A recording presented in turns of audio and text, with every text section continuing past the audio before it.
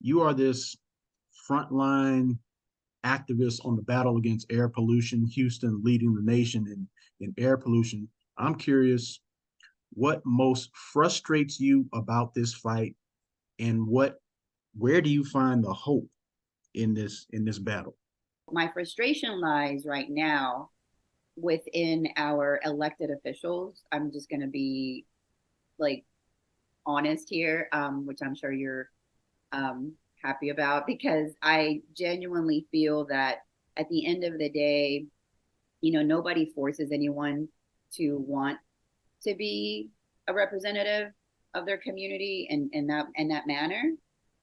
And I see other representatives in different states that mirror what we have going on, and they're taking a stand. They're having walkouts, they're having rallies, they're having huge protests against a lot of the bills that again bleed into our work. How has this issue of air pollution impacted you personally? I remember you mentioning your son playing a role in you taking this current position. When I had my two children, my son being the first, he started developing upper respiratory issues. And I didn't, again, I thought not that I knew everything, but I was a formally educated person going to college. But I noticed that whenever we would go to Mexico, like 90% of his upper respiratory issues and his skin issues would go away.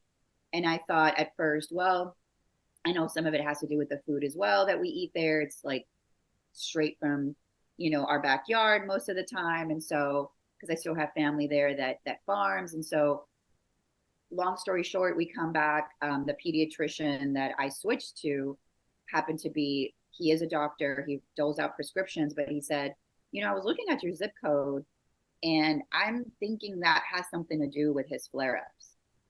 And I said, what? And he said, yeah, you live pretty close to the port and there's also industry there. So if he's playing outside, do you ever notice whenever he plays outside that sometimes it flares up when he's out? And I said, yeah, but I figured. And he's like, no, it's because in his school, where does he go to school? And we started mapping everything out. And I was like, oh my God, his school is literally down the street from TPC, which is a chemical industrial facility who often flares. By the way, they it's the same TPC, just FYI, back in 2019, exactly right before Thanksgiving. It's the same company, different location in Port Neches, that exploded and literally wiped out a whole little town. And so, I thought there's no way I'm moving. So I started volunteering. And of course, as I mentioned, I had no knowledge of environmental, I had no expertise in terms of the science. But I started just becoming friends with those that were. And then an opportunity presented itself at Air Alliance Houston. And I've just grown with the organization. When I first started, there was 4 of us.